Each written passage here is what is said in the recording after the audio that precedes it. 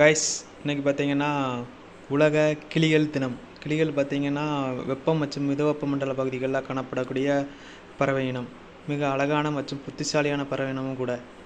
பார்த்தீங்கன்னா எல்லா கிளிகளுமே இப்போ மிகவும் ஆபத்தான நிலைமையில் தான் இருக்குது. என்னென்னு காரணம்னு பார்த்தீங்கன்னா வாழ்விட அழிப்பு, உணவு பற்றாக்குறை, அப்புறம் கள்ள சந்தைகளில் வியாபாரம் பண்ணுறது, வளர்ப்புக்காக கேஜில் அடைச்சி, இந்த மாதிரி நிறைய பிரச்சனைகளில் கிளிகளும் பாதிக்கப்பட்டிருக்கு.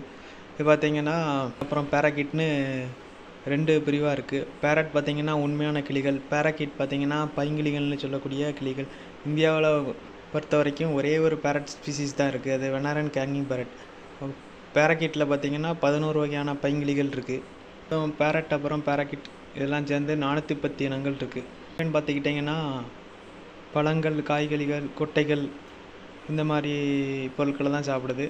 இதில் விதிவிலக்காக நியூசிலாந்தில் இருக்க கியாங்கிற கிளி மட்டும் முழுக்க மாமிசத்தை உண்ணக்கூடிய ஒரு கிளியினம். அதில் இருக்கக்கூடிய கக்காபோவா அப்படிங்கிற கிளியினம் தான் அதிக எடை கொண்ட கிளியினம். அதால் பறக்க முடியாது, அது தரையில் தான் வாழக்கூடியது. அப்புறம் மாங்க் பேரட்னு சொல்லிட்டு ஒரு கிளி இருக்குது, அது தென் அமெரிக்காவில். அது மட்டும்தான் கூடு கட்டி முட்டையிடக்கூடிய ஒரே கிளியினம். மற்ற கிளியினங்கள் எல்லாமே மரப்பொந்துகளில் மட்டும்தான் முட்டையிடும்.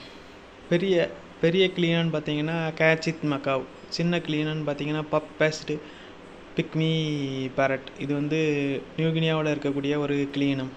கிளிகள் பார்த்திங்கன்னா 4லேருந்து 6 முட்டைகள் வரை இடுது. இதோட அடைகாலம் பார்த்திங்கன்னா 18 நாள்லேருந்து 28 நாளைக்குள்ள கிளிகளை பொறுத்து வித்தியாசப்படுது. பேரக்கிட்டை பொறுத்த வரைக்கும் பார்த்திங்கன்னா அலெக்சாண்ட்ரியா பேரக்கிட் தான் பெரிய பேரக்கிட். சிறிய பேரக்கிட் ஸ்பீசிஸ்ன்னு பார்த்திங்கன்னா பஜரிங்கிற ஒரு பேரக்கிட் ஸ்பீசிஸ் தான் மிகச்சிறிய ஸ்பீசிஸ். அப்புறம் லவ் பேர்ட்ஸ் பார்த்தீங்கன்னா ஆப்பிரிக்காவில் இருந்து இறக்குமதி செய்யப்பட்டது, அது இந்தியாவோட நேட்டிவ் கிடையாது.